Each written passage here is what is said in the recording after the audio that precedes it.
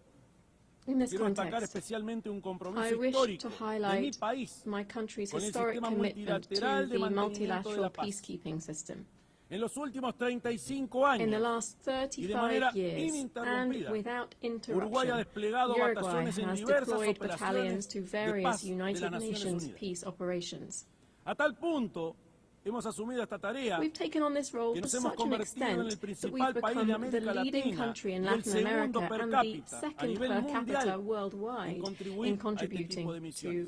this type of missions. Pero además, lo hemos hecho con una Moreover, we have done particularidad, this with porque particular nuestros distinction contingentes because our se han troops especializado en la have been función más specialized in the emblemática que most llevan adelante emblematic estas role of operaciones de these paz, peace operations. la protección That is de the protection of civiles en civilians conflictos in armados. armed conflicts.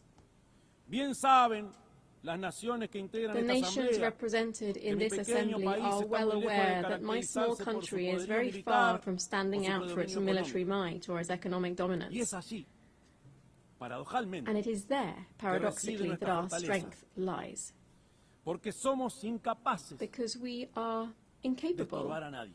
of standing in anyone's way. Por el contrario, On the contrary, nuestra fortaleza radica en our capacidades strength intangibles, lies in pero que este intangible mundo mucho capacities necesita. that this world Porque somos greatly un país muy needs. confiable Because we en la are a promoción del country diálogo that can be y de la relied paz. upon to promote dialogue En and primer peace. lugar, porque estos principios nos Firstly, definen como because república those y se principles define expresan us en el as a republic respeto a la separación and de are poderes, evident in our respect y for el the Estado de separation of Derecho, powers and the rule of la law, fortaleza del the sistema strengthening of our democrático y el democratic respeto y system, promoción and de our los derechos respect and humanos promotion of y la human equidad rights and social, social entre equity, among other things. Y en segundo lugar, Secondly, porque esa ha sido nuestra conducta because histórica this is how en we have los foros historically conducted internacionales. ourselves on the international Ya en stage. 1907, As early as in por ejemplo, 1907, for mi país instance, llevó una postura my firme a country la took Conferencia a de la firm Haya sobre el stance at the arbitraje Hague como Conference mecanismo on esencial Arbitration, y obligatorio seeing it as para an resolver los essential and conflictos entre obligatory Estados. mechanism for resolving Unos conflicts años between después, states. Just a few years 1921, later, in 1921, Uruguay fue el primer estado Uruguay del was mundo en the aceptar la first jurisdicción state de in la the Corte world to Permanente de accept the Justicia jurisdiction of the Internacional, Permanent Court of predecesora International Justice, de la the Corte predecessor Internacional of the de Justicia. International Court of Justice. En función de estos On the basis y of otros these antecedentes históricos, and other historical me precedents, permito afirmar que I Uruguay está hereby en reaffirm condiciones that inmejorables Uruguay de is in ofrecerse an al excellent mundo position como to un be able to anfitrión offer de itself to the negociaciones, world as a host for como promotor de negotiations, redes de as a diálogo y promoter of mediación networks que of dialogue conduzcan and a la mediation, construcción de la leading to the paz construction y of peace prevención and the de prevention of conflictos. conflicts.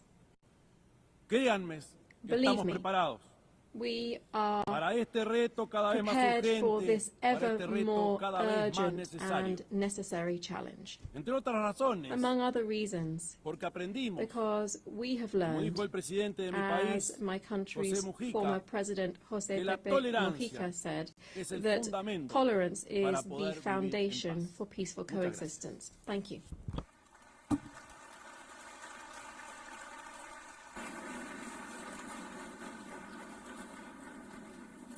On behalf of the Assembly, I wish to thank the President of the Eastern Republic of Uruguay. The Assembly will hear an address by Her Excellency Natasha Pets-Mushar, the President of the Republic of Slovenia. I request protocol to escort Her Excellency and invite her to address the Assembly.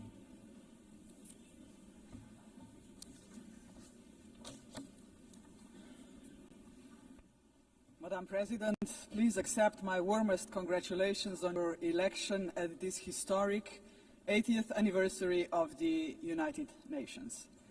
Your election underscores the vital importance of including women in the decision-making process. Ladies and gentlemen, Excellencies, in 1945, the end of the Second World War was greeted with celebrations, and hopes were placed in a new era of peace and cooperation, embodied by the creation of the United Nations. However, those hopes were soon overshadowed by the onset of the Cold War.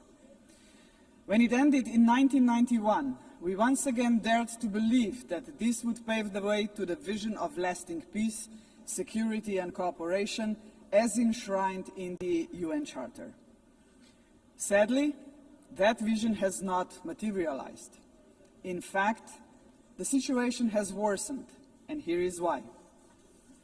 Firstly, the Security Council, envisioned as the very pillar of collective security, is failing to meet the expectations of the world, if it ever has.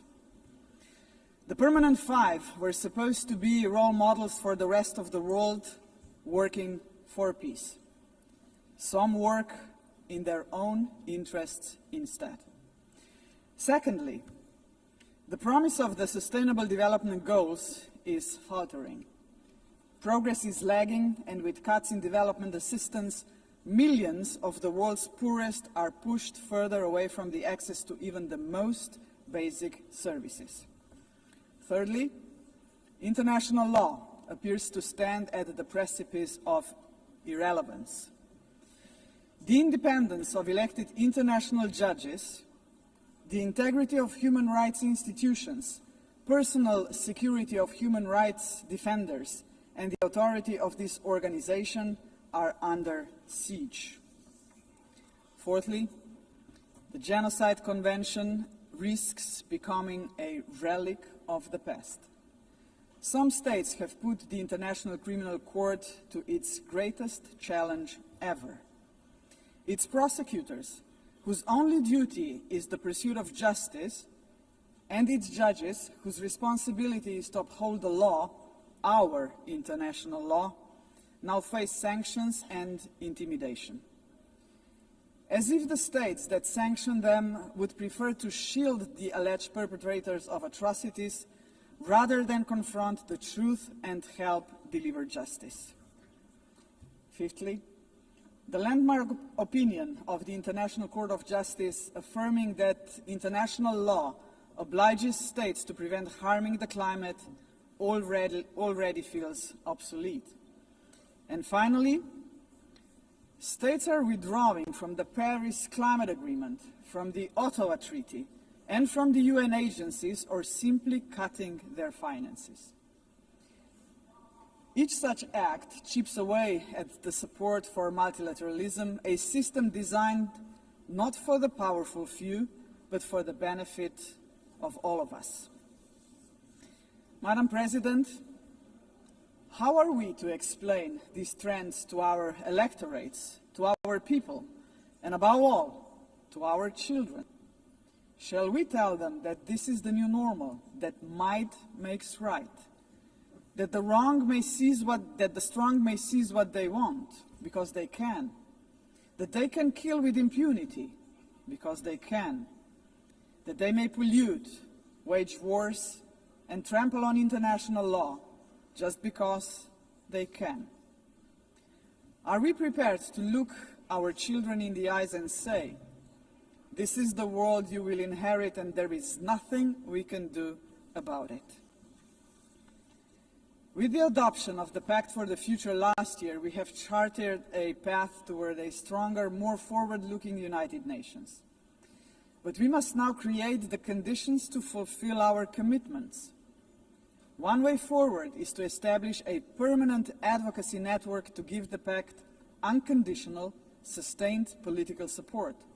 To this end, I propose the creation of a global forum for the future, an inclusive movement of states committed to multilateralism, mutual respect, and the defense of our shared vision.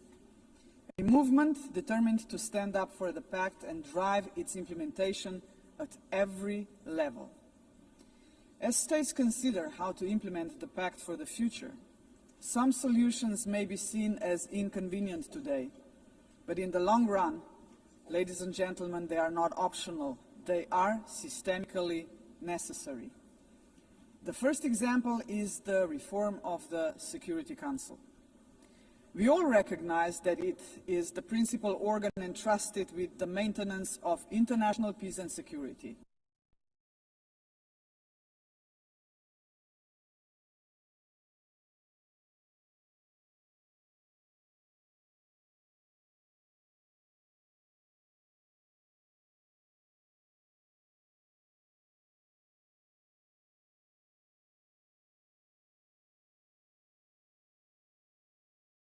Yeah.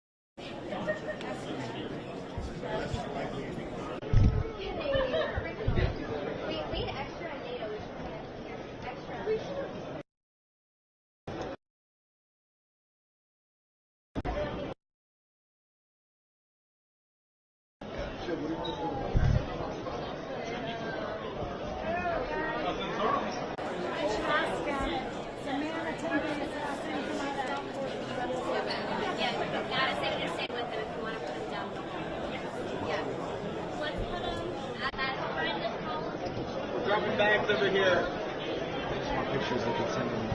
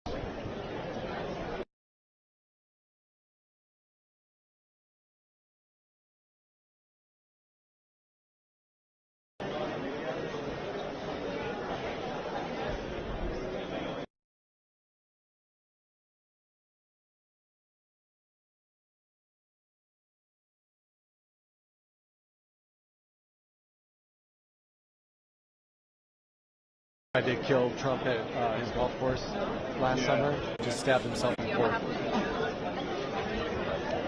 think the verdict was read in New York. Stabbed himself with a pen or something.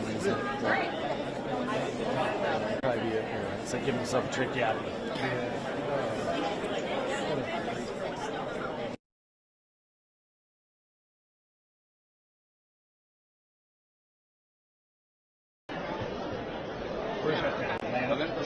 This is in Florida. Let me check. I don't know where the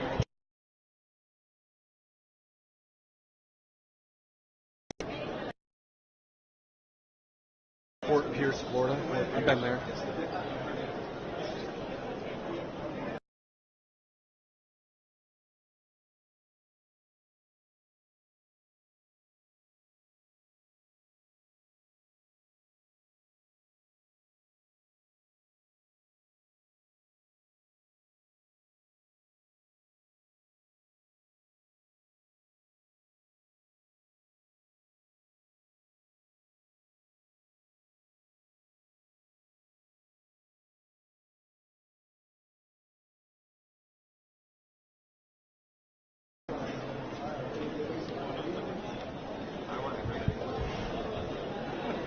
That's why you need the entourage.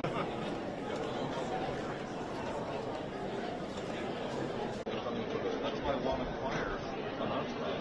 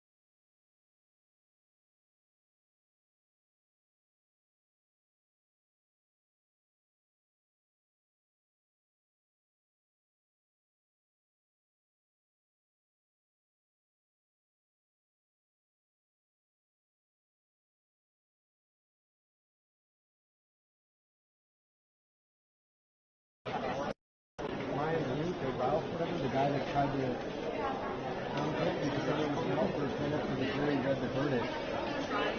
Some sort of outburst where like four talk people have been dragging out of the courtroom. ABC reporting he tried to stab himself off his wrist. Yeah.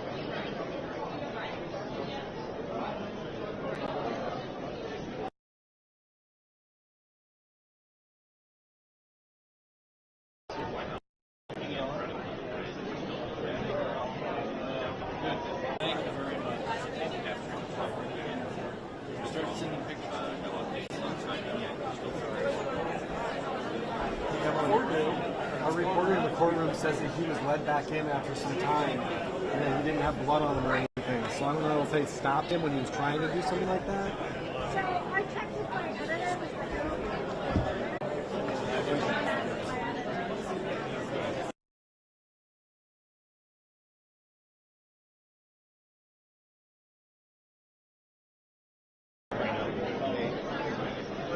Oh, GMC. Oh, yeah. Yes. I'm so sorry. Okay, great. Thank you so much.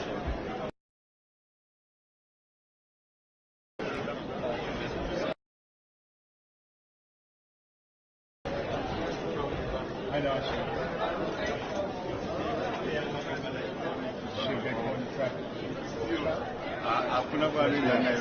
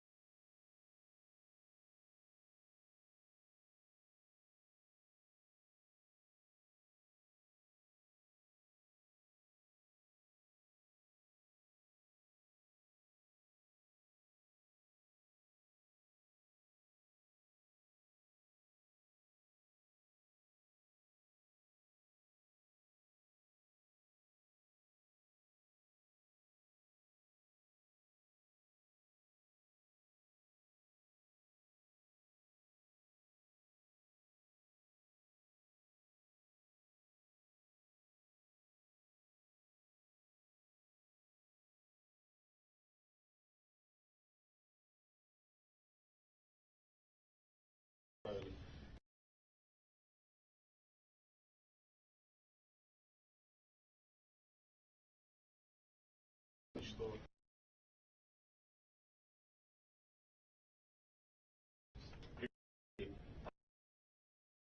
региона между Азербайджаном и Арменией вы конфликты решили. Я еще раз повторяю, вы как ни мы это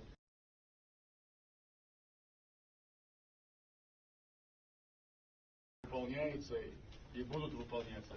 И я хочу, чтобы мы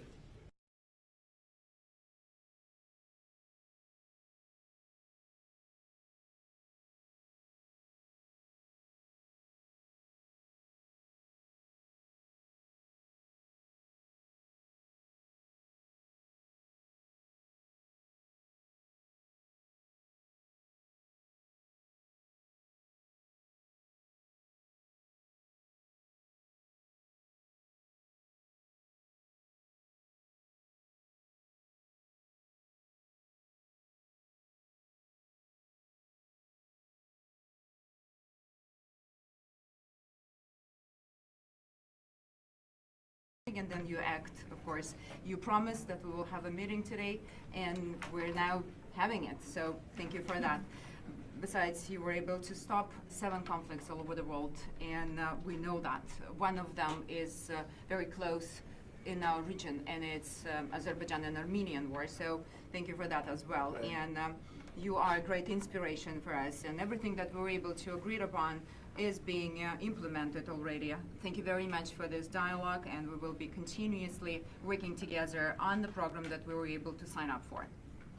Well, thank you very much. And you know, the president is speaking in about 5 minutes. He's supposed to be up there, and I want to watch him. But the president is speaking in approximately 5 minutes, so maybe we'll take a little quick question if you'd like, and we'll do one nice and fast. But it's been a real honor to be with you, and then I want you to rush out and make a great speech. Mr. President, Ryan Root, the man who tried to assassinate you, yes, has been convicted and found guilty. What is your response? Well, I'm very appreciative of the justice that was given and the way it was handled by Pam Bondi and Todd Blanche and everybody that it's been, and their team of people. It was really well handled, and it's very important. You can't let things like that happen. Nothing to do with me, but a president or even a person, you can't allow that to happen. And so justice was served, and we'll see what happens.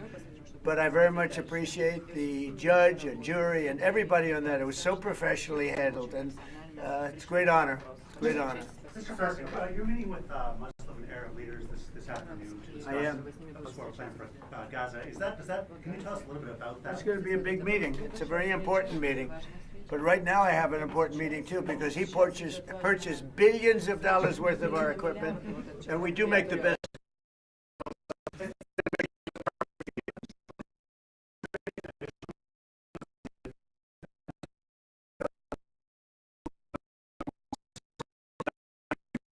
Over the last few days, but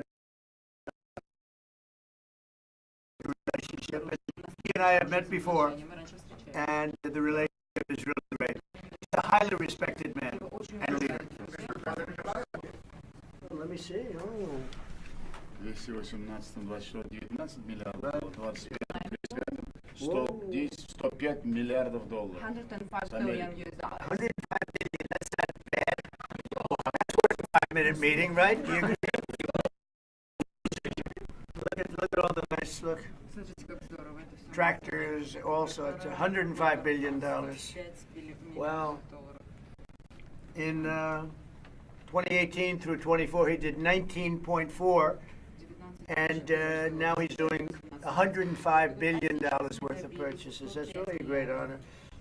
You know, I met him thinking it was less. Anything over $1 billion, I do. So when you go 105 billion, I'll meet here. I'll meet him 15 or 20 times.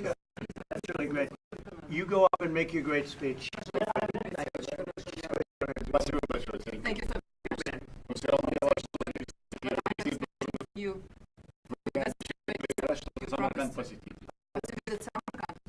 Well, I'm going to think about doing it. A great people, very smart country, and they've done really well, and I appreciate your purchase from America. Thank you. We'll be there for you.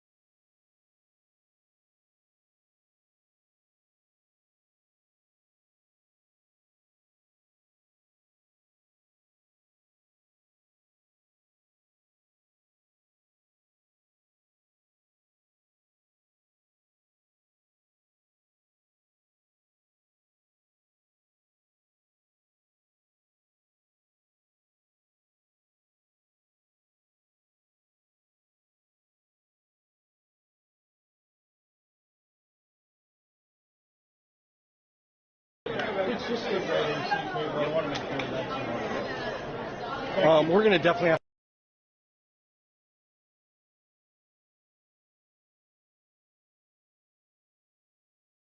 I mean, it was very low. Like it was yeah, that was. I mean, I don't know if we're gonna have enough time. I don't. Maybe we could get the second one. That was like both.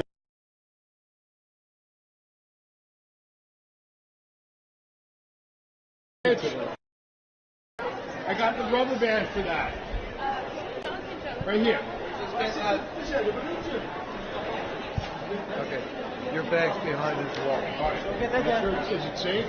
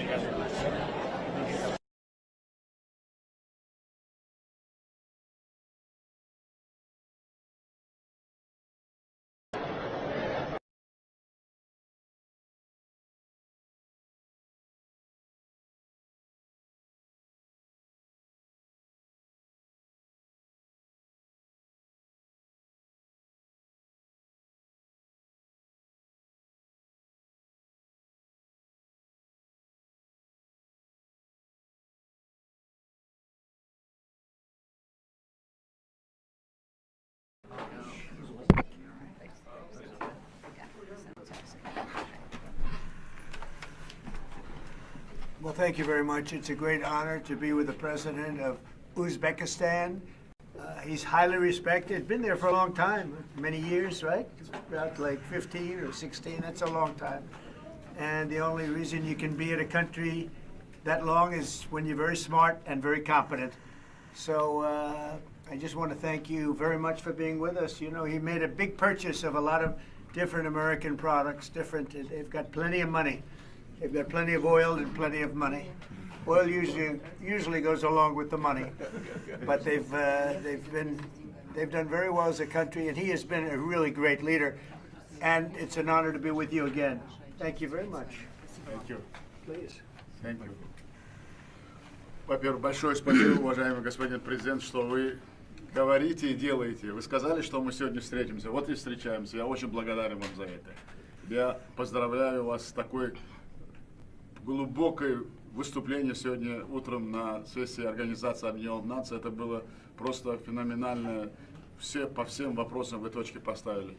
Конечно, то, что мы с вами договорились в ходе телефонного разговора, все выполняете. Я еще раз хочу вас поздравить, что вот все конфликты, 7 конфликтов вы прекратили. Особенно, самое главное для нашего региона, между Азербайджаном и Арменией вы конфликты решили. Я еще раз повторяю, вы как никто достойны Нобелевской премии. Мы это говорим и будем говорить. Так что я еще раз, все вопросы, которые мы договорились, выполняются и будут выполняться. И я хочу, чтобы мы дальше продолжали наш диалог.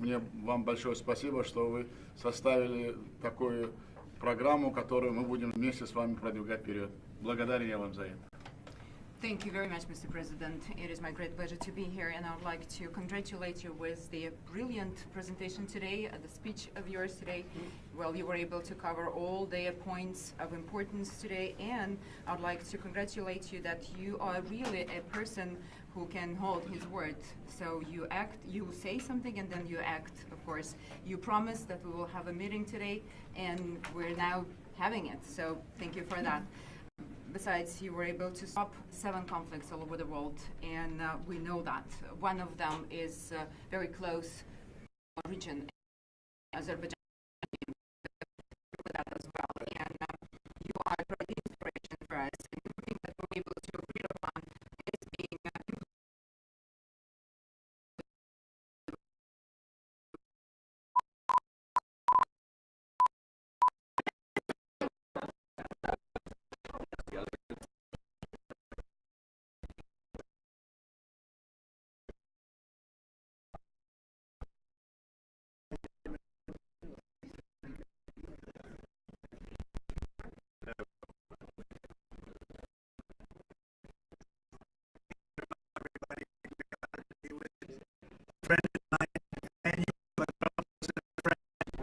He's doing a really good job. He's getting started.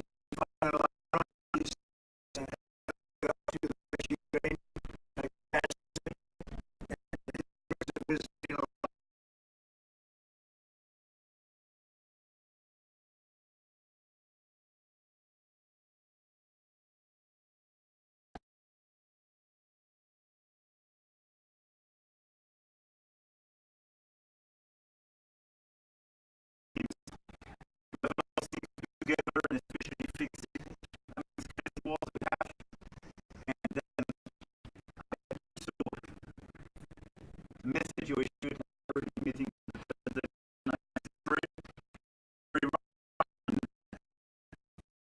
back from the situation the Russian economy is suffering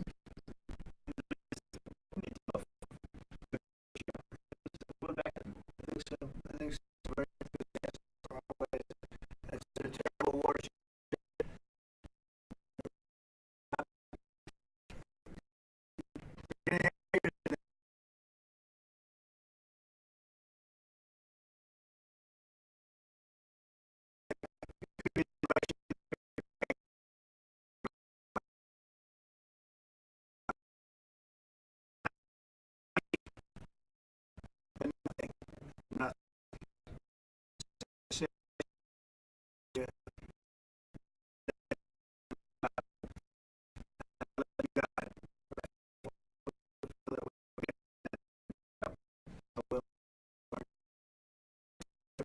Well, doing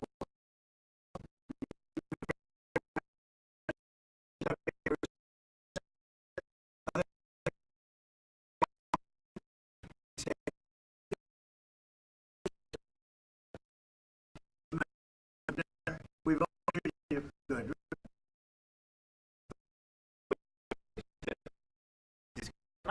Peace as an objective.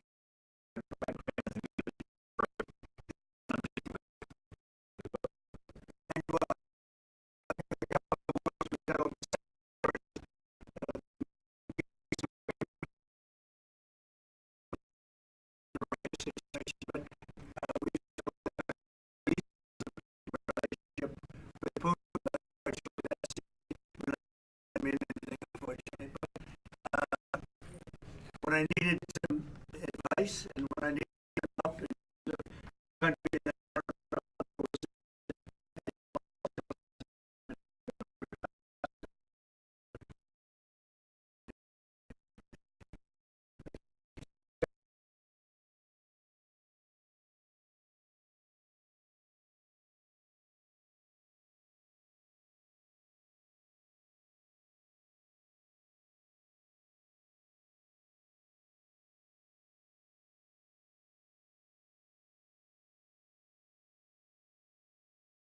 hostages are going to be the toughest ones. But you can't honor them by doing anything like you suggest. All you can do is say, we want our hostages back, and we want the war to end. We're going to want it to end. But you always have to remember, people forget October 7th was one of the most savage days in the history of the world. There's never been anything like that. We're talking about babies being sliced in half. You're talking about young children having their heads chopped off. You can't forget that. Would you wish and just perhaps to make it clear on that, I think it's why yesterday 11 countries did recognize Palestine. Not as, I mean, it was not a decision taken like that, neither by UK, nor by Canada, nor by France. It's just a big change. President Trump is totally right. Nobody forgets the 7th of October. I went there a few days after, taking families in my hands, and we experienced all together these horrific attacks. And by the way, we lost a lot of French people in these terrorist attacks. But after almost 2 years of war, what is the result? Once again, they killed the top leaders of Hamas. It works. This is a great achievement. But at the same time, you have as many Hamas fighters as you had the first day. So it doesn't work to dismantle the Hamas. This is not the right way to proceed. So we need a full-fledged process, and we worked very hard on the day after, and I totally share this sequencing. The release of all hostages, the ceasefire, resume of humanitarian aid, the day after in Gaza to stabilize the land, and we need a political perspective, and this is why we took this decision on recognition. Well, I have to say that I'm on the side of Israel. I've been on the side of Israel really my whole life. And we are going to get a solution, and it's going to be a solution hopefully that's good for everybody. But it's time to stop. We're going to have that very important meeting. I think the meeting we have coming up in the next hour is going to be one of the most important meetings that we'll have here. And we've had some important meetings. We've had some great meetings, and I understand where you are and where other people are too. And we just have to get this solved. We have to get the hostages back. We want to get the war over. That's very important. We're going to end the war, get the hostages back, and we want them all back. We don't want to have one and then we'll give another two in about 3 months from now. We've been doing that for a long time. And in all fairness, we've gotten a lot of hostages back. But you have 20 hostages and you have probably 38 bodies, dead bodies. And the people that I see, and I speak to Israeli families, I was speaking to American families before, but we got them back. But I speak to Israeli families, and they want the son who died, they want their dead son back as much as though he were alive. And it's an amazing thing to see, and it's a horrible thing actually to witness, but I've seen it a lot. So they have 20 hostages, they have 38 dead bodies, and we have to have them back, and we have to have them back immediately. Thank you very much, everybody. Thank you, guys. Thank you, guys. Thank you so much. Thank you, guys. Thank you, guys.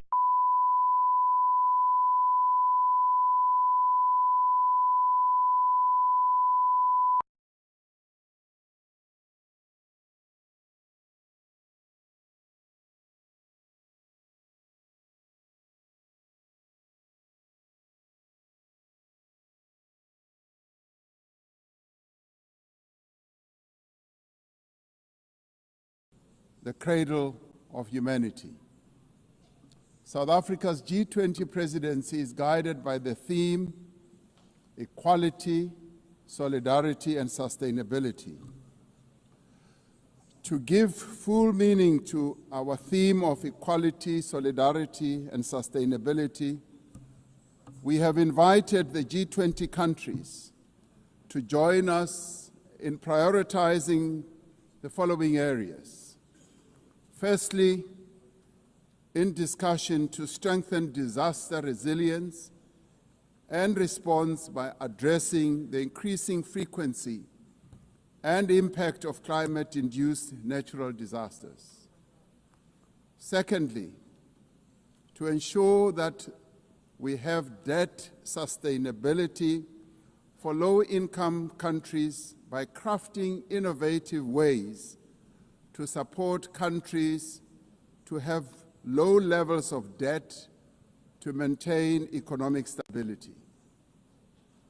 Thirdly,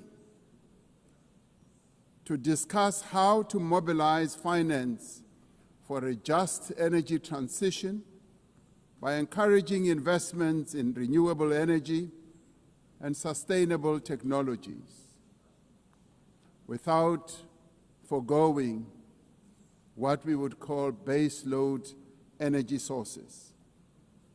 Fourthly, by harnessing critical minerals for inclusive growth and sustainable development through the value addition processes, that is, beneficiation of these minerals at the source where the minerals are extracted, to foster the development of communities where these minerals are found. These priorities reflect South Africa's commitment to addressing global challenges and promoting inclusive growth and sustainable development.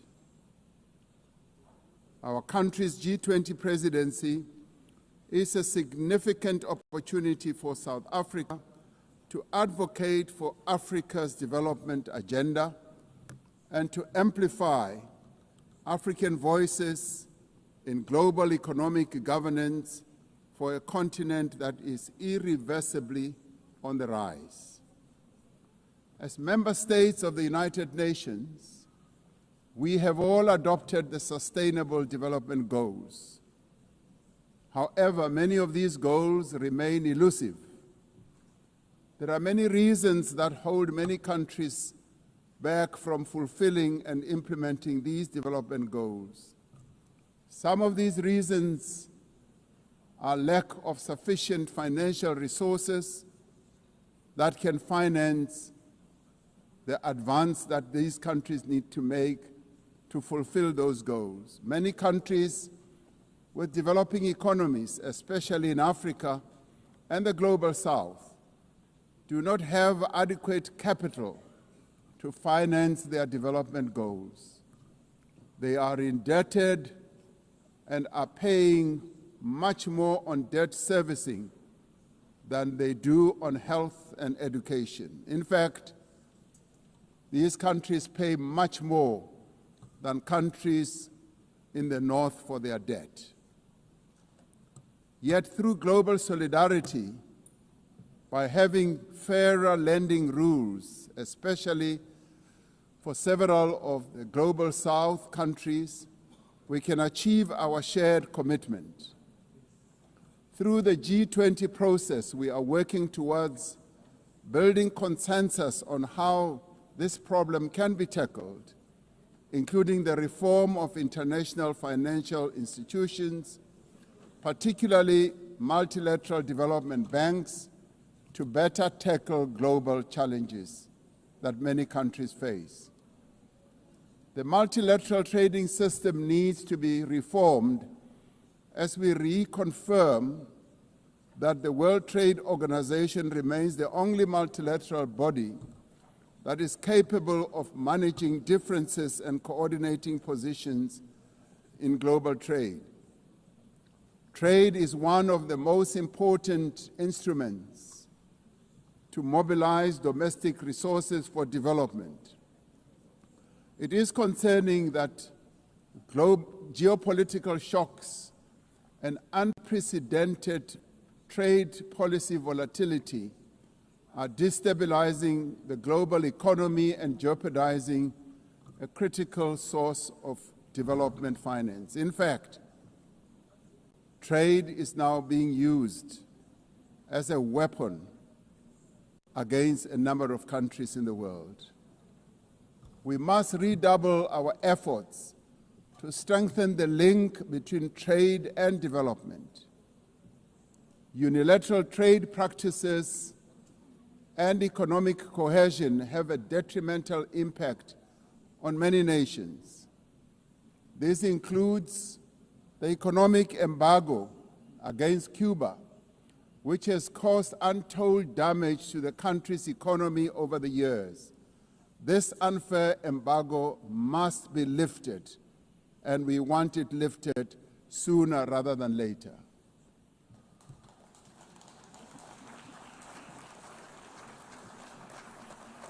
In the midst of global trade uncertainty, the African continent is providing a pragmatic example of constructive collaboration and cooperation by using the African Continental Free Trade Area as an engine for sustainable growth and development.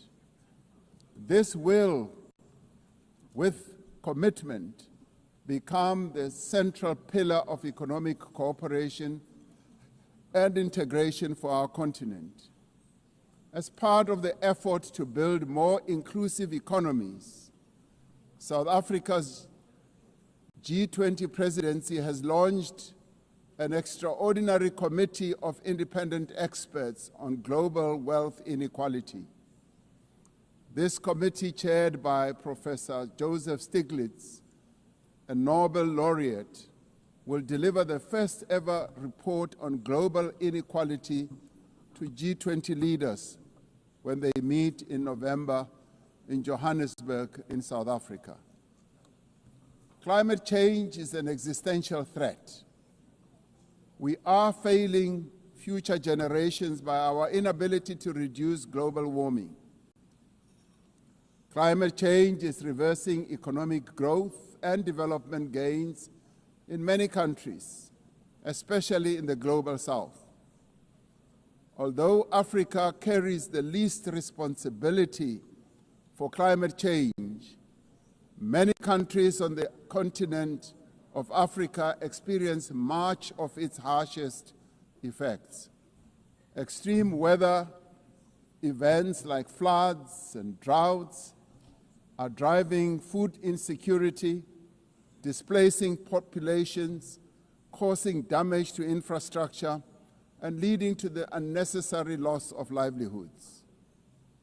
Member states must honor their undertakings and commitments in line with the guiding principle of common but differentiated responsibilities and respective capabilities.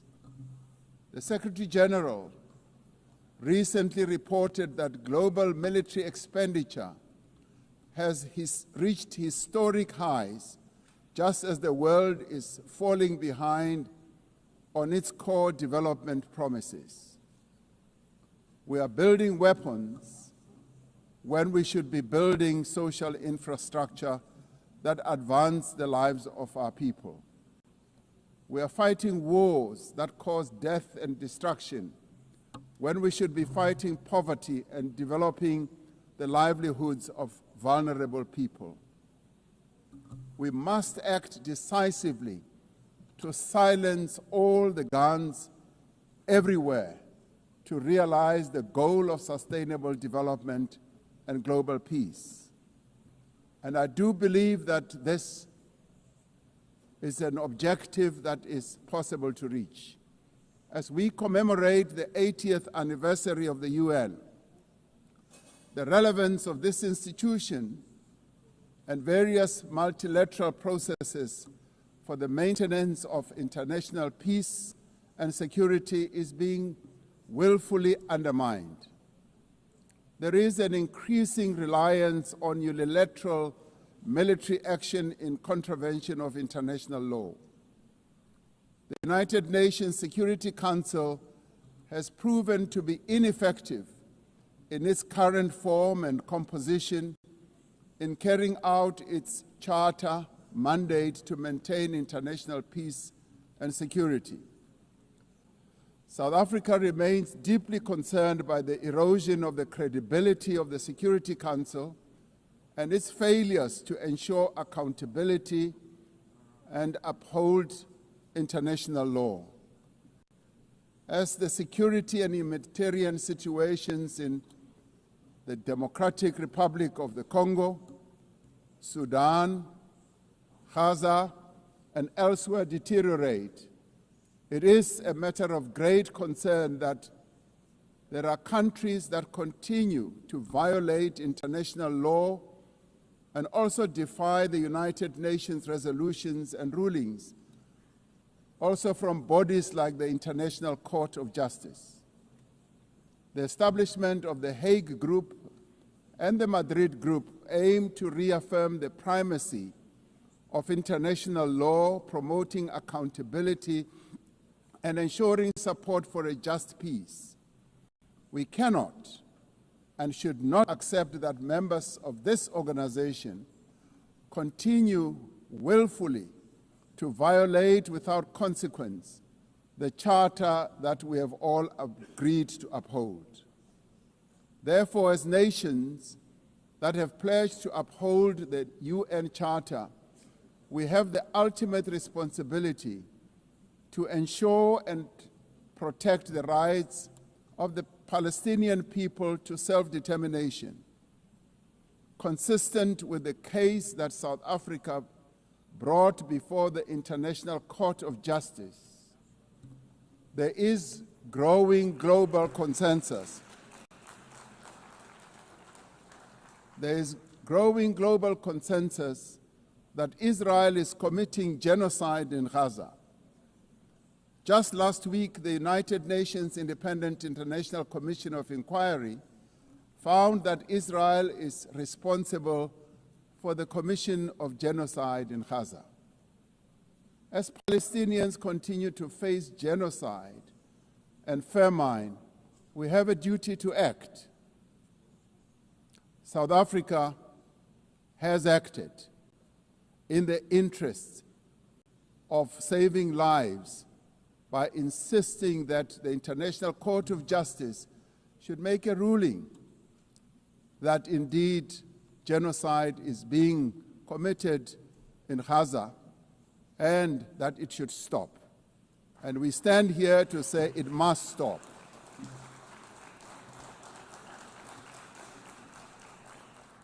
We welcome the historic high-level meeting held yesterday on the two-state solution yesterday in this very chamber. This reflects the determination of the global majority, a global majority that now stands at 142 and more countries, that Palestinians deserve a peaceful state alongside a peaceful Israel. Many nations in the world are calling for that, and that is the voice that we believe that Israel should heed, and those powerful nations that can make a two-state solution viable and possible and implementable should act in that regard. The long overdue announcement by increasing number of countries to recognize the state of Palestine is testament to this determination. We have a responsibility as the member states of the United Nations to reaffirm the right also of self-determination of the people of Western Sahara.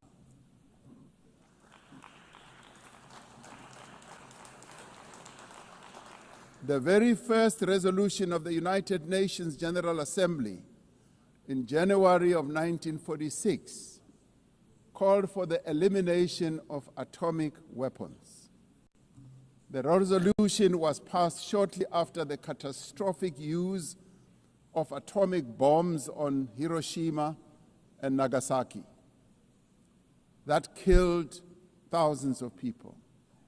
Decades later, we have not made significant progress in the fulfillment of the commitment to nuclear disarmament. In 2026, next year, South Africa will be presiding over the first review conference of the Treaty on the Prohibition of Nuclear Weapons. This treaty reaffirms that there is no greater assurance of non-proliferation than the complete prohibition of nuclear weapons. I was glad to hear that a number of leaders stood here to speak against nuclear weapons and the use thereof.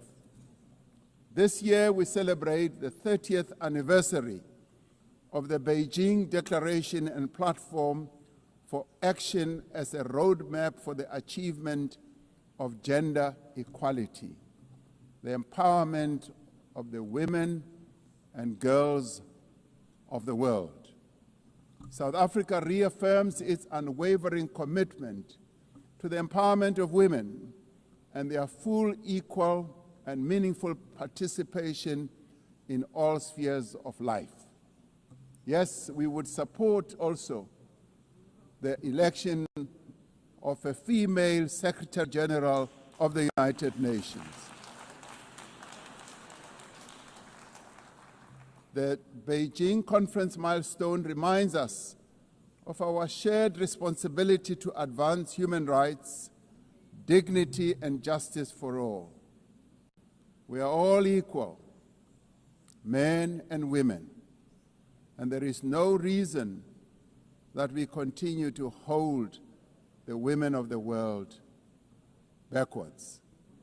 The right to development must be central to the policies and operational activities of the United Nations and its specialized agencies, programs, as well as funds. It must be at the core of the policies and strategies of the international financial and multilateral trading systems. As we celebrate 80 years of the United Nations, we must seize the opportunity to build a better United Nations for the next 80 years. What is needed now is a stronger and more capable United Nations, a United Nations that is based on the renewed commitment to its founding principles. We must invigorate the negotiations on the Security Council reform at the intergovernmental negotiations in the General Assembly, including by initiating text-based negotiations. The Security Council must be accountable. It must also be representative. It must be democratic and effective in executing its mandate. We can no longer accept that a large portion of the world's population is not represented in the United Nations Security Council. My own continent, Africa, home to 1.4 billion people, as well as South America, are not represented in the United Nations Security Council. This is unjust, this is unacceptable, and it must end. We want representation in the Security Council. We look forward to working with the Secretary General on the UN 80 initiative to ensure that our organization works more effectively and efficiently. Mandates given by member states must be implemented, and the necessary structural changes and program realignment must be implemented across the UN system. In the face of the decrease in funding to the United Nations to fulfill its mandate, the UN 80 initiative is important to maintain the integrity of the multilateral system and to uphold international law. Lastly, I am reminded that our collective membership of the United Nations is our shared humanity in action. The United Nations at 80 compels us to reflect on our collective achievements and to chart a way forward, building an organization that is able to address our common challenges. We must rise to the occasion and do our utmost together to ensure the political, economic, and social freedom of all humanity. We must reaffirm that freedom is indivisible and that the denial of the rights of one person diminishes the freedom of all of us. We must reaffirm the equal dignity and worth of every person and must therefore leave no one behind and no country behind. I thank you. On behalf of the Assembly, I wish to thank the President of the Republic of South Africa. The Assembly will hear an address by His Excellency Shavkat Mirziyoyev, President of the Republic of Uzbekistan. I request protocol to escort His Excellency and invite him to address the Assembly.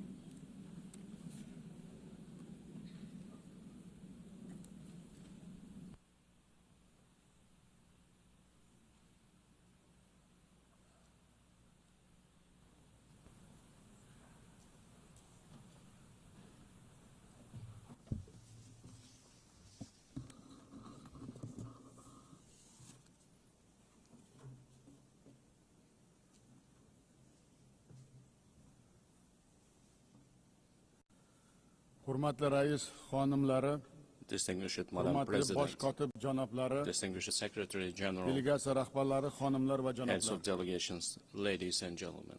Birlashgan Millatlar Tashkiloti bosh I am assambleyasining truly delighted yubiley to anjumani extend my 80-chi congratulations sessiyasi to bilan you sizlarni with the qutlashdan 80th anniversary mamnunman. session of the United Nations General Bugungi Assembly. yig'ilishimiz shiddat bilan o'zgarayotgan murakkab Our meeting global today vaziyatda is taking o'tmoqda. place in a complex, rapidly changing global situation that calls for new approaches to the work of our organization and its future.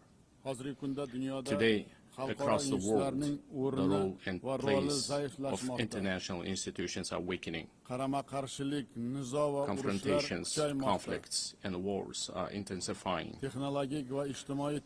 Technological and social inequality is increasing. And economic and humanitarian crises are deepening. All of this is creating an entirely new and unsettling geopolitical reality. We highly commend the efforts of His Excellency Secretary General Antonio Guterres aimed at maintaining our organization as a main platform for the peaceful resolution of the most difficult and pressing global issues. In this regard, we fully support the UNAT initiative and reaffirm our strong commitment to the pact for the future.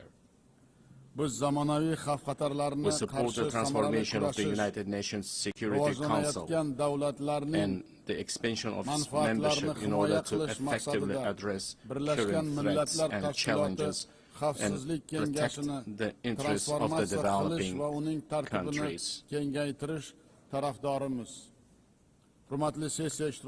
Distinguished participants of the session, we are pursuing a policy to build a democratic, law government, social, and secular new Uzbekistan in full alignment with the Sustainable Development Goals. To this end, we are consistently continuing our irreversible reforms. Our top priority goal is to fundamentally transform the lives of each and every family and citizen in our country to enhance human dignity and well-being. In recent years, we have managed to reduce the poverty rate in Uzbekistan from 35% to 6.6%.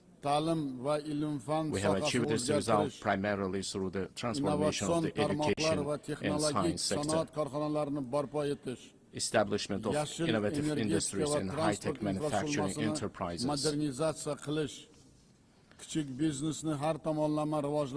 modernization of green energy and transport infrastructure, comprehensive development of small businesses, and as a result, the creation of millions of jobs. In our country, preschool education coverage has increased from 27% to 78%, while the higher education uptake among our youth has risen from 9% to 42%. Most importantly, we consider enhancing the prestige of the teaching profession as a key issue. In order to create a single international platform for the exchange of teachers' experience and knowledge, we propose to hold a World Summit on Professional Education in Uzbekistan. We are also creating an advanced healthcare system in our country. We invite all our foreign partners to participate in a high-level event dedicated to the fight against childhood cancer and other serious diseases, which will be held tomorrow at our initiative at the United Nations headquarters.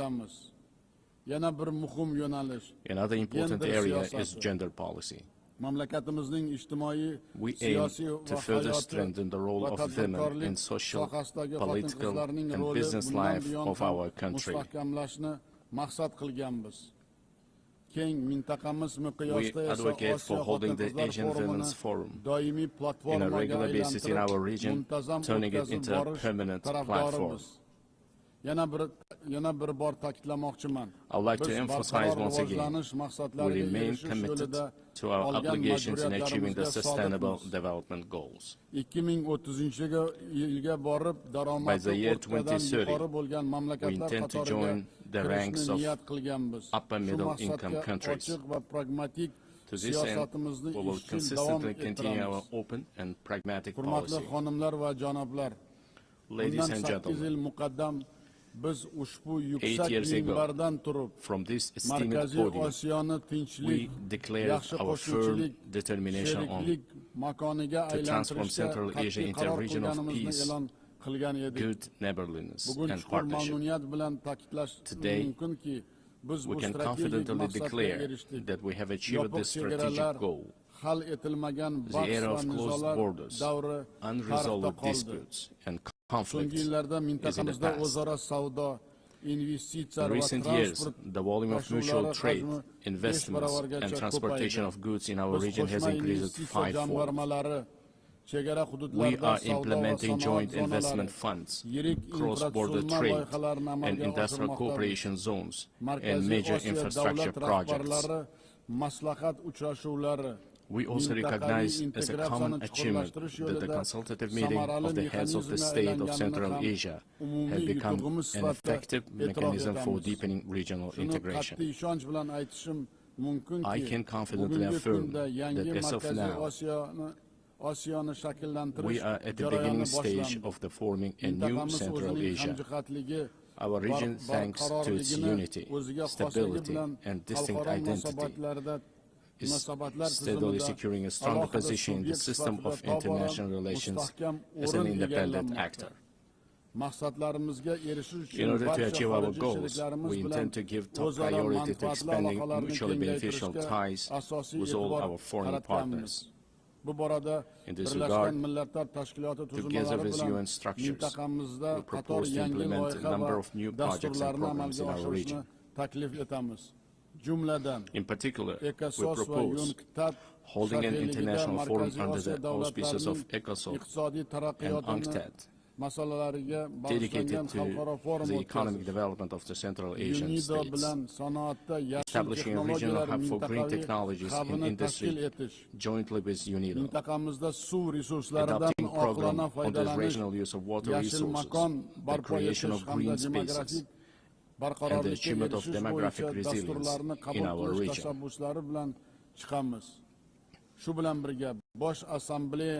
In addition, we propose the adoption of UN General Assembly resolution supporting efforts of the Central Asian countries aimed at deepening regional partnership and economic integration.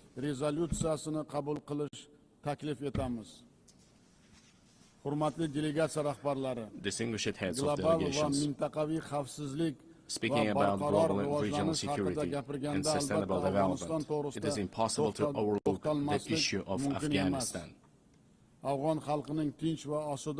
Supporting the aspirations of Afghan people for a peaceful and stable life requires the united efforts of the international community. I would like to emphasize that it is of utmost importance to prevent this country's isolation. We intend to implement large-scale economic and infrastructure projects in that country. We propose to adopt a dedicated UN resolution on the development of transport and energy corridors of international significance through the territory of Afghanistan. At the same time, we cannot turn a blind eye to the deeply worsening humanitarian crisis in the Gaza Strip. We call for an immediate cessation of hostility and the continuation of political negotiations. In line with the UN resolutions, we remain steadfast supporters of the two-state resolution, two-state solution principle. We are also deeply concerned by the situation around Ukraine. We welcome the start of the high-level dialogue aimed at resolving the crisis through diplomatic means.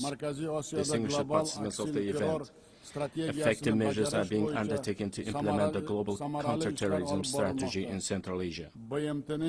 In cooperation with the UN Office of Counterterrorism, a regional council on rehabilitation and reintegration was established. We propose to transform this council into an international competence center. This very body will serve as an important platform for exchanging experiences on adapting to peaceful life for those repatriated from conflict zones.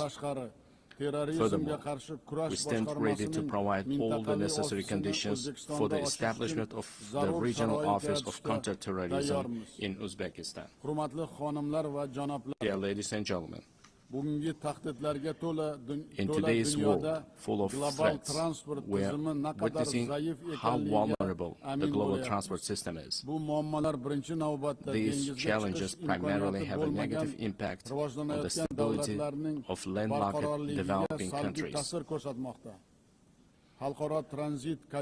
is of utmost importance to ensure the security of international transit corridors and to establish efficient logistics networks. In this regard, we believe the time has come to introduce a global mechanism on strengthening transport connectivity to achieve sustainable development goals. I would also like to draw special attention to the increasingly acute challenges of climate change. For instance, the consequences of the RLC desiccation must remain at the constant focus of the international community. We are consistently continuing our work to restore the RLC ecosystem.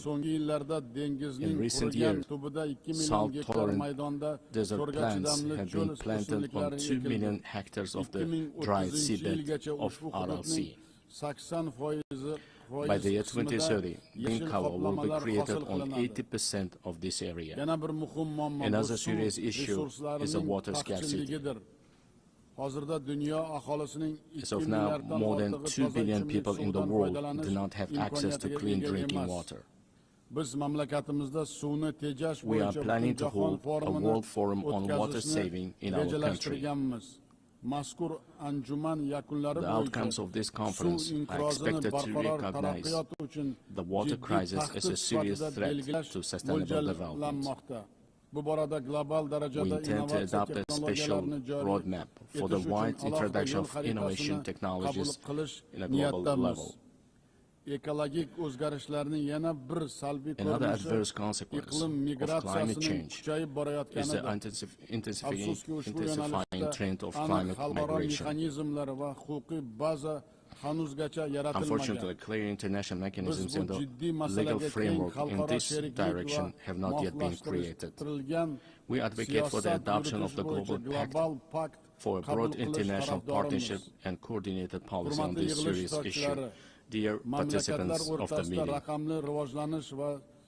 it is of great importance to prevent inequalities in digital development and the use of artificial intelligence between countries. We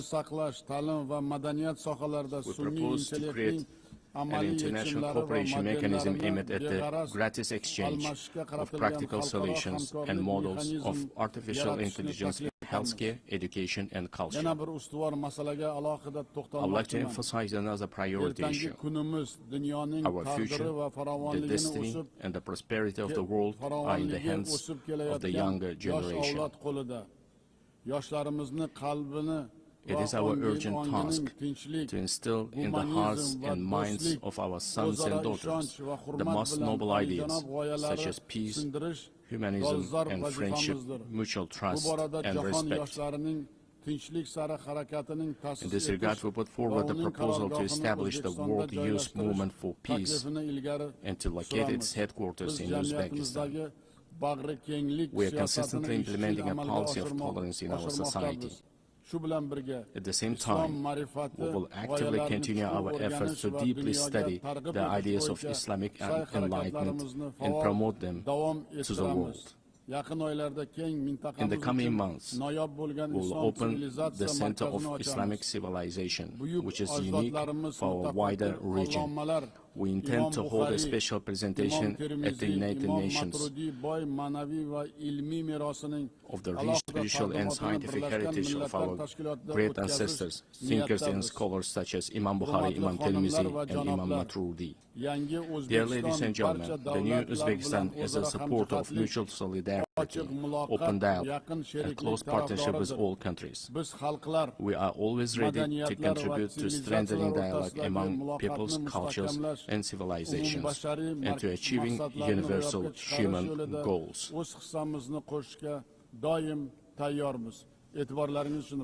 I thank you very much for your attention.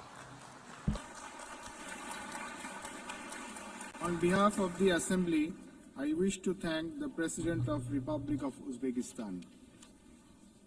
We have heard the last speaker in the general debate for this meeting. The next plenary meeting to continue with the general debate will be held immediately following the adjournment of this meeting. The meeting is adjourned.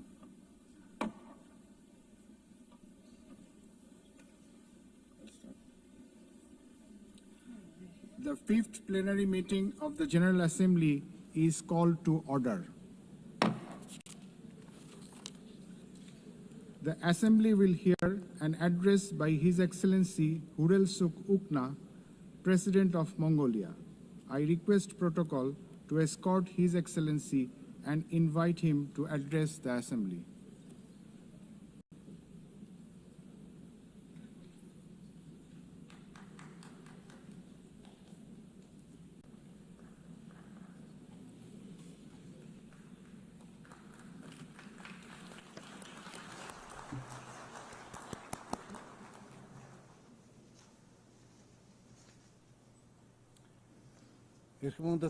Madam President, Mr. Secretary General, distinguished delegates, ladies and gentlemen, at the outset I wish to extend my sincere congratulations to Ms. Annalena Baerbock on assuming the important role of the President of the General Assembly at this historic moment marking the 80th anniversary of the United Nations, and my best wishes for a successful session. 8 centuries ago, the great Genghis Khan established the great Mongolian Empire, bringing together the West and the East under the rule of justice and principled statecraft. Spanning the vast expanse of Eurasia, the Pax Mongolica era heralded a period of remarkable progress and flourishing for humankind. The Pax Mongolica embodied progressive ideals that form the basis of today's collective efforts to maintain global peace and stability.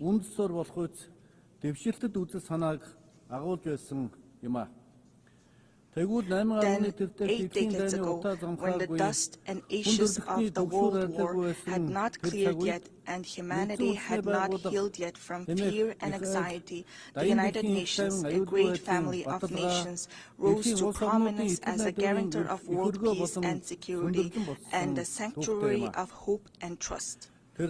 Since its establishment, the United Nations has illuminated humanity's path, serving as a steadfast beacon of hope and trust for nations to maintain peaceful coexistence and share a prosperous future. In today's volatile and challenging international environment, we welcome Better Together, 80 years and more for peace, development, and human rights as the theme for the 80th session of the General Assembly and the General Debate.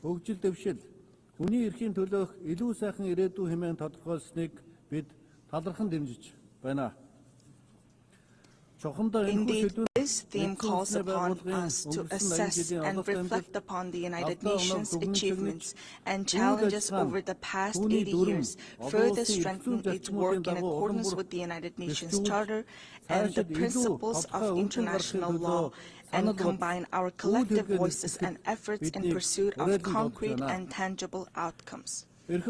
Distinguished delegates, Mongolia has consistently upheld the United Nations Charter and universally recognized principles and norms of international law, respecting the independence, sovereignty, and territorial integrity of all states, resolving disputes by peaceful means, respecting human rights and freedoms, and fostering equal and mutually beneficial cooperation.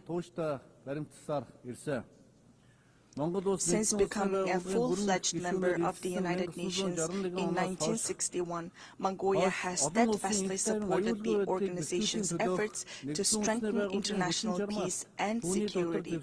It has demonstrated its enduring commitments to disarmament and non-proliferation and declared its territories nuclear weapon-free status.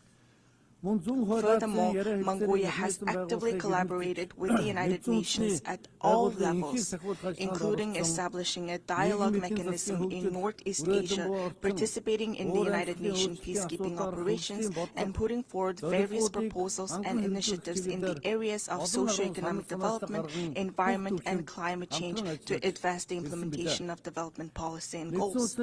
During his visit to Mongolia in 2022, United Nations Secretary General Mr. Antonio Guterres described our nation as a symbol of peace in a troubled world. It is a profound recognition of Mongolia's humble contributions and dedication to the work of the United Nations and its enduring commitment to the cause of peace. Over the past 23 years, Mongolia has continuously deployed personnel from its armed forces to United Nations peacekeeping operations, making a meaningful contribution to global and regional peace and security. During this period, Mongolia has deployed more than 23,000 peacekeepers to 16 United Nations peacekeeping missions and consistently ranked among the top 20 troop and police contributing countries out of more than 120 member states. As we mark the 25th anniversary of UN Security Council Resolution 1325 on women, peace, and security, it is a pleasure to announce that through the steady increase in the deployment of female military personnel, the proportion of women peacekeepers from Mongolia has reached 14% in 2025. Mongolia will continue to extend its unwavering support to the United Nations in its efforts to maintain international peace and security, and it remains committed to contributing to peacekeeping operations. Distinguished delegates, at this critical juncture, with only 5 years remaining until the 2030 agenda deadline, global progress toward achieving the Sustainable Development Goals stands at a mere 17%. According to the Sustainable Development Report 2025, Mongolia's implementation of the SDGs has reached 66.7%, ranking it 14th in the United Nations Multilateralism Index. This is a testament to our decades-long efforts and a worthy achievement. I want to acknowledge the tremendous efforts of the international community and all member states in advancing the implementation of the Sustainable Development Goals. We welcome the outcomes of the 4th International Conference on Financing for Development held recently in Seville, Spain, where a broad consensus was reached on the crucial role of financing in achieving the Sustainable Development Goals. We also appreciate that the conference agreed to increase the engagement of developing countries and take comprehensive actions aimed at reforming the current international financial architecture. Within the framework of implementing the Seville commitment adopted at the conference, it is essential to direct international development cooperation towards supporting the most vulnerable groups and addressing their challenges.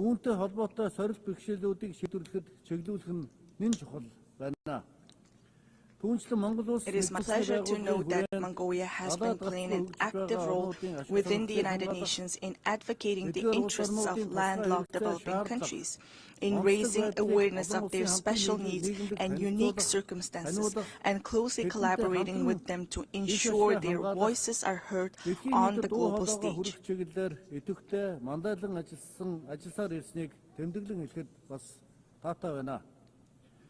The Third United Nations Conference on Landlocked Developing Countries convened in August in Turkmenistan and adopted the Avaza Program of Action for 2024 and 2034.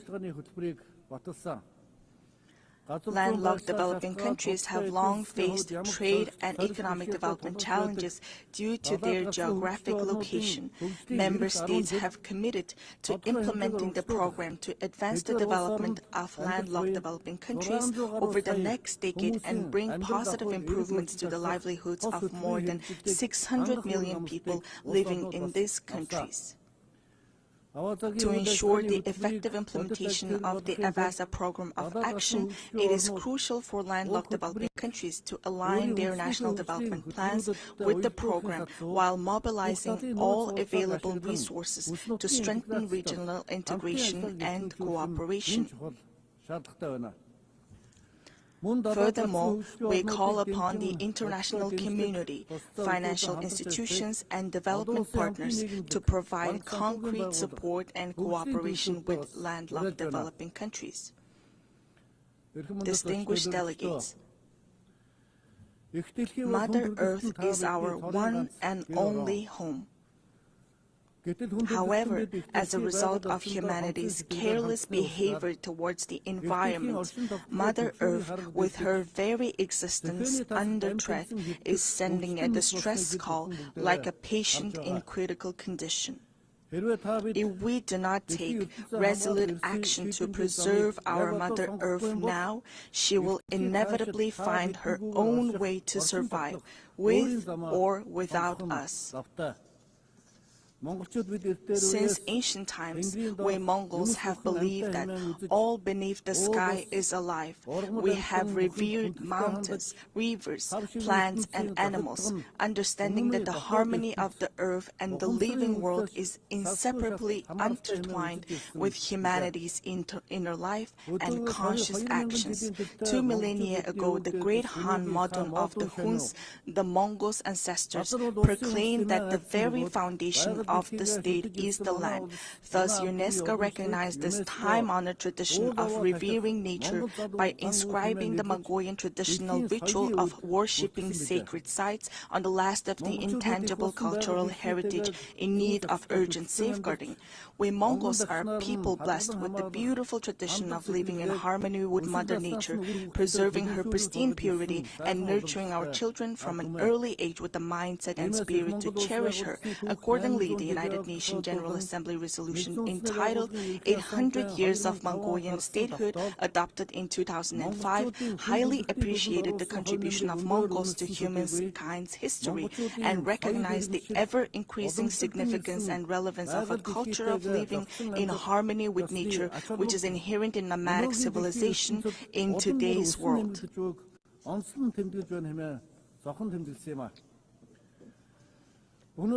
Today, we are committed to sharing our cultural heritage and traditional knowledge, rooted in a profound respect for living in harmony with nature, with the international community, as a valuable contribution to building resilience and enhancing adaptation to climate change.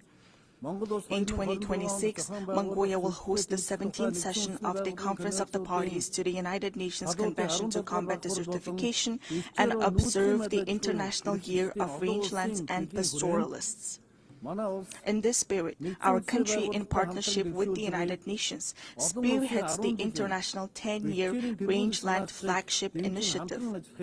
We warmly invite you to join us in supporting and collaborating on this important endeavor.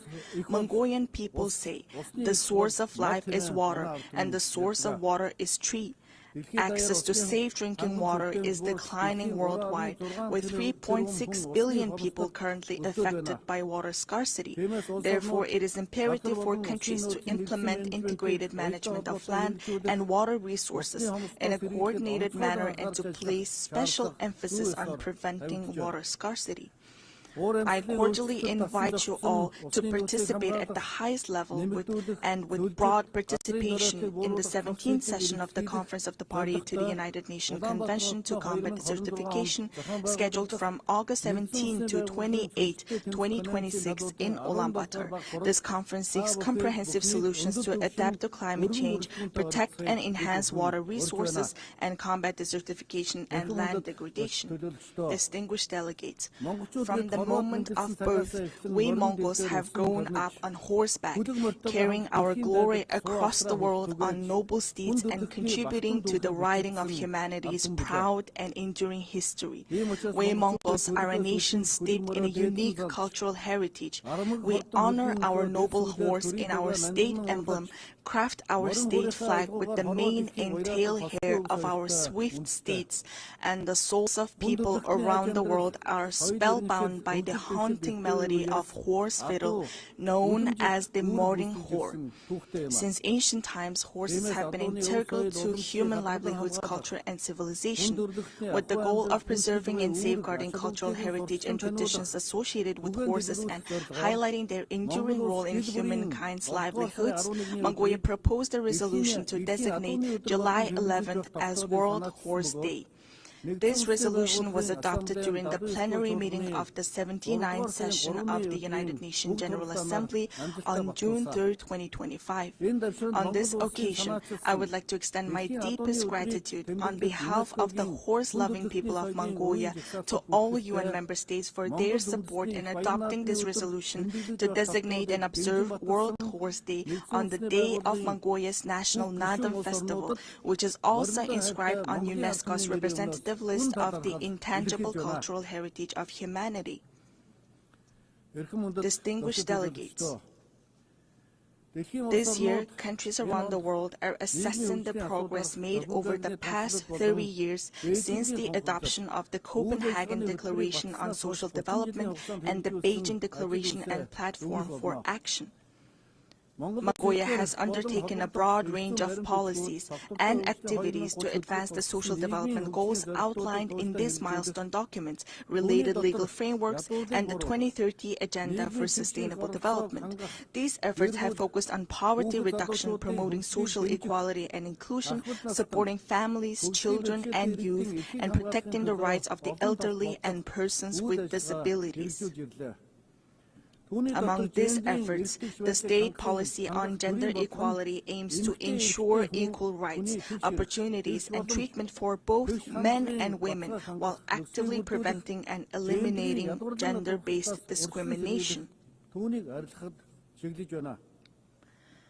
Notably, Mongolia has greatly prioritized advancing gender equality and increasing women's participation in decision-making, with women now making up 25% of our parliament. We are pleased to underscore that, according to the Global Gender Gap Report 2025 by the World Economic Forum, Mongolia ranked 65th globally, improving by 20 places from the previous year and securing 5th place in the Asia-Pacific region.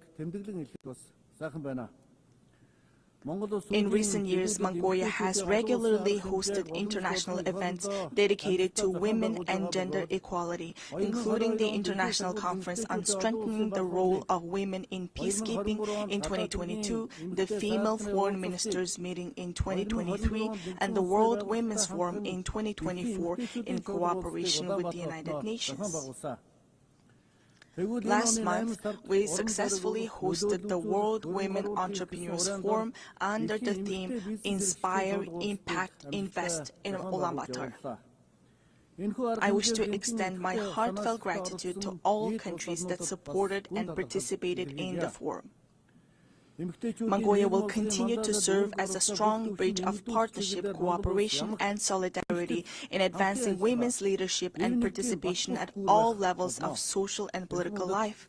Distinguished delegates, the ancient Greek philosopher Heraclitus once said, "The only constant in life is change." Supported by its member states, successive UN leadership have consistently pursued reforms to refine the organization's structure and operations across all aspects. In this context, Mongolia welcomes and supports the UN 80 initiative that the United Nations Secretary-General Antonio Guterres presented. We are confident that ensuring gender equality in senior leadership positions within the United Nations will undoubtedly have a positive impact on fostering more transparent, balanced, and inclusive decision-making processes. Therefore, we support initiatives to nominate women candidates for the UN Secretary-General and the Rotation for Equality initiative, which calls for gender rotation in the UN General Assembly President's position. Furthermore, Mongolia upholds and implements the principles of the UN Charter and universally recognized norms of international law, actively contributing to strengthening the UN-centered multilateral system. Mongolia reaffirms its commitment to the UN reform, particularly of the Security Council, to ensure it reflects current realities and embodies equitable and fair representation, inclusivity, transparency, effectiveness, democracy, and accountability. In an era defined by escalating conflicts, rising walls of distrust, and deepening divisions, it is more vital than ever to foster international relations grounded not merely in multipolarity, but on multi-pillar principles that honor each nation's history, culture, civilization, national interests, and unique development paths.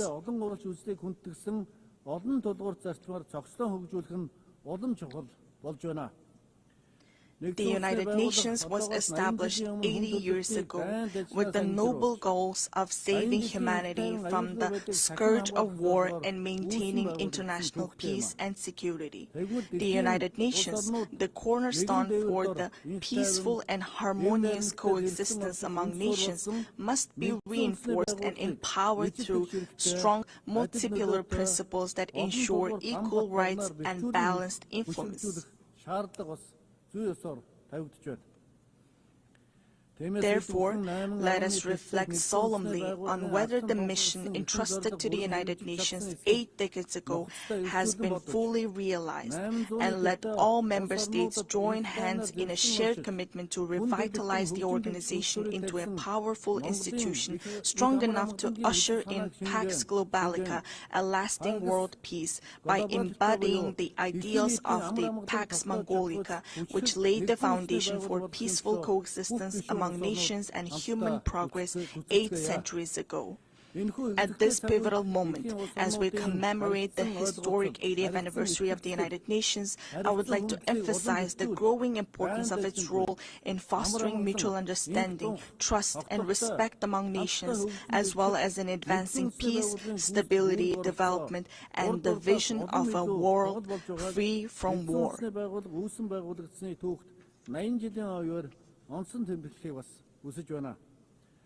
Mongolia has consistently pursued a peace-loving and multi-pillar foreign policy, made tangible contributions to international peace and sustainable development, and remains committed to fulfilling this responsibility with honor. I extend my heartfelt congratulations to you all on the momentous occasion of the 80th anniversary of the United Nations. May the eternal blue sky bless us with peace throughout the world. Thank you for your attention.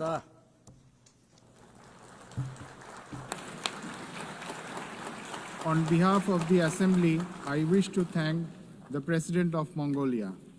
The Assembly will hear an address by His Excellency Sardar Bardi Muhammadov, President of Turkmenistan. I request protocol to escort His Excellency and invite him to address the Assembly.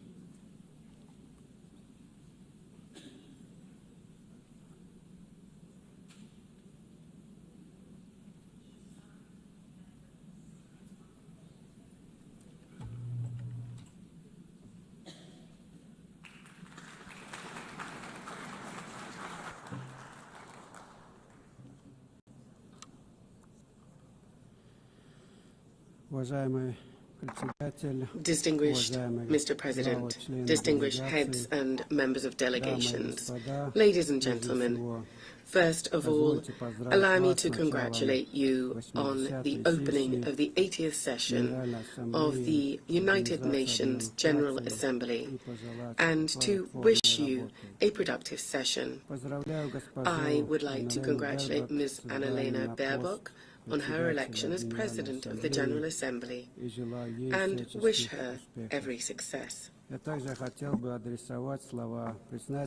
would also like to express my sincere appreciation to Ambassador Philemon Yang for his skillful and effective leadership of the General Assembly during the previous session. Distinguished participants, the current state of global affairs, as well as the nature and trends of political, economic and social processes, objectively require a decisive shift towards coordinated interaction among states and international organizations in order to achieve our shared overarching goal, the maintenance of peace and security, the creation of conditions for further progressive development, and the preservation of the legal foundations underpinning the modern world order. It is precisely from this standpoint that Turkmenistan views the main objectives of the 80th session of the General Assembly, placing great hopes in its role in shaping a robust, balanced and secure global architecture. A key area of Turkmenistan's cooperation with the United Nations is ensuring international peace and security. Recognizing its responsibility as a permanently neutral state, Turkmenistan stands ready to take further practical steps to foster an atmosphere of cooperation, mutual understanding, and respectful dialogue. These are the principal defining conditions for ensuring stability and sustainable development at the global and regional levels. We are convinced that one of the most effective mechanisms for advancing and achieving these goals today is the practical application of the principle of neutrality. In this regard, Turkmenistan has initiated the inclusion of a separate item on the agenda of the 80th session of the United Nations General Assembly entitled Neutrality for Peace and Security. We deem this important in light of the growing recognition by the international community of the significance of neutrality, as well as the awareness of its potential and utility in the context of the UN's peace-building strategy. In line with this, during this session, Turkmenistan will propose a draft resolution entitled The Role and Importance of the Policy of Neutrality in Maintaining and Strengthening International Peace, Security, and the Process of Sustainable Development. As you are well aware, this year has been proclaimed by the General Assembly the International Year of Peace and Trust on the initiative of Turkmenistan. This landmark event coincides with the anniversary of the establishment of the United Nations. In December this year, Turkmenistan will host a major high-level international forum on the Year of Peace and Trust. We see this as a tangible contribution to achieving the strategic goals of the United Nations, and we look forward to broad and representative international participation. We believe that harmonizing national approaches to global development trends, as well as to establishing and strengthening trust and mutual understanding, should be systematic and consistent. In this regard, Turkmenistan is seeking to initiate the convening of a World Summit on a culture of peace and trust. One of the key objectives of this summit would be to develop a global code of international trust. This would serve as a universal foundation for building relations between states based on the respect for sovereignty and territorial integrity, as well as on cooperation and joint efforts to address global problems.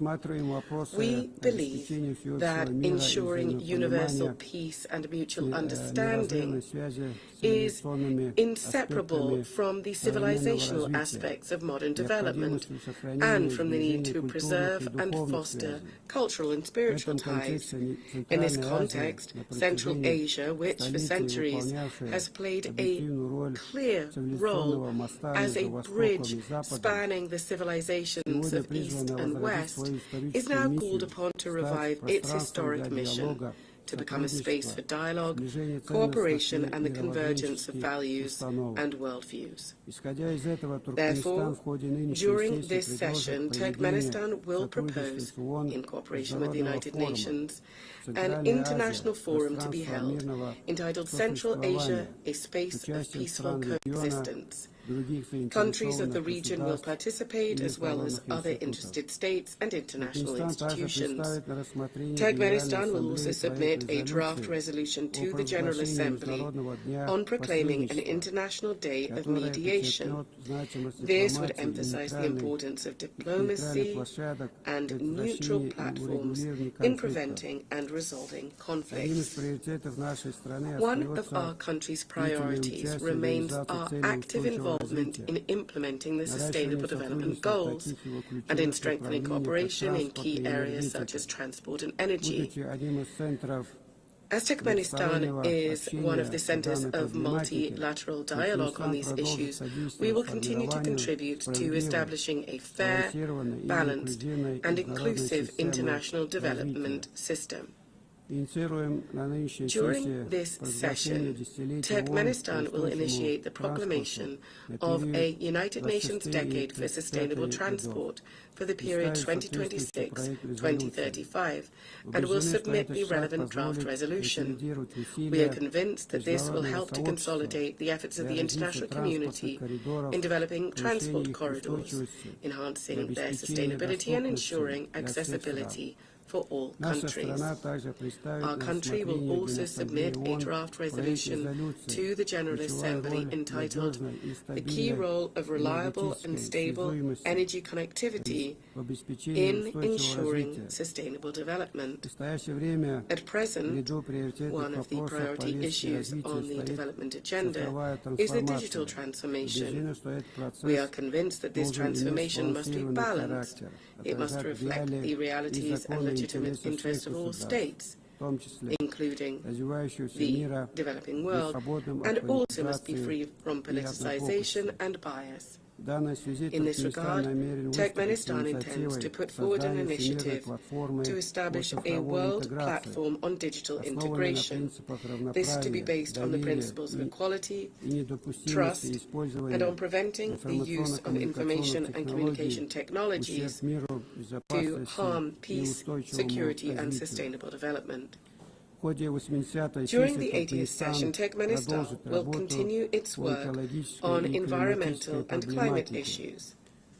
It will strive for them to be taken into consideration systematically, as they are basic components of ensuring security, and we will advocate for the establishment of multilateral mechanisms to monitor and respond to climate, environmental and man-made disasters. Turkmenistan will seek to bring about a regional center to combat desertification for Central Asian countries. It is our belief that the establishment of such a center would contribute to building regional capacity, to strengthening cooperation in the field of environmental protection, and would also make a significant contribution to achieving the Sustainable Development Goals, particularly in combating climate change and protecting land-based ecosystems.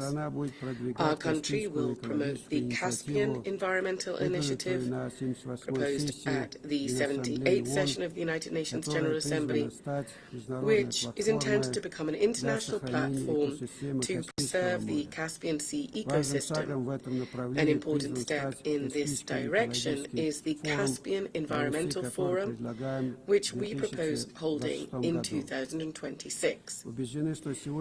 We are convinced that now it is especially important to strengthen the role of the UN in fostering broad humanitarian cooperation, in promoting rapprochement and mutual understanding among peoples, and in overcoming value and spiritual barriers, as well as engaging effective channels of cultural diplomacy. To develop intercultural dialogue and to lend practical support to General Assembly resolutions on multilingualism in international relations, we are proposing proclaiming an International Day of Multilingual Diplomacy as well.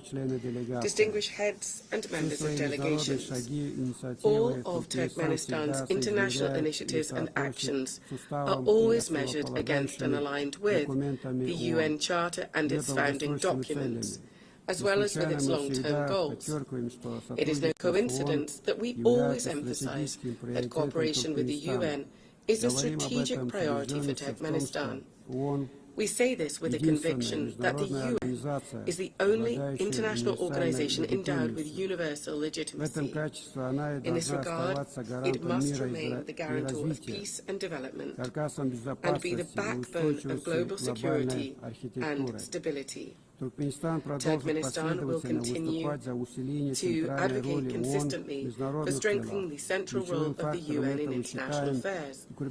We consider strengthening the primacy of international law and in improving the international legal framework and increasing the effectiveness of the implementation of UN conventions, treaties, agreements and other multilateral documents as key factors in this regard. In this context, Turkmenistan is initiating the proclamation of the Year of International Law in 2028. This will become an important step in strengthening the international legal foundations of peace and cooperation. Ladies and gentlemen, this session holds special significance for Turkmenistan. 30 years ago, within these very walls, the United Nations General Assembly unanimously adopted the resolution on the permanent neutrality of Turkmenistan. For our country, this was a momentous historic event. In essence, it determined the entire subsequent course of Turkmenistan's foreign and international policy. International recognition of our neutrality also contributed to boosting the country's domestic development by providing favorable external conditions for this. I would like to take this opportunity on behalf of the people of Turkmenistan to express my gratitude to the United Nations Member States and the entire international community for the decision adopted in December 1995 to recognize the permanent neutrality of Turkmenistan, a decision reaffirmed by two subsequent UN General Assembly resolutions. Turkmenistan will always remember the trust placed in it and will steadfastly and unswervingly uphold its international commitments. Once again, I would like to congratulate all delegations on the opening of the 80th anniversary session of the United Nations General Assembly and wish you every success in strengthening our cooperation and mutual understanding. Thank you very much indeed.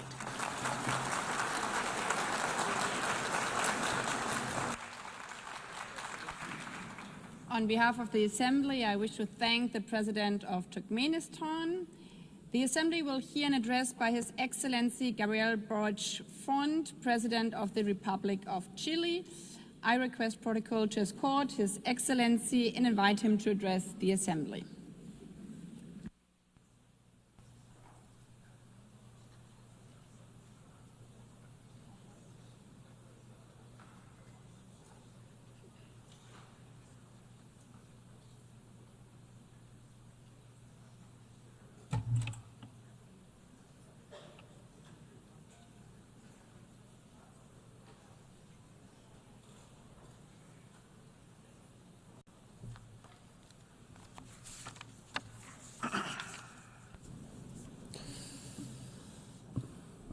Estimada Presidenta, integrantes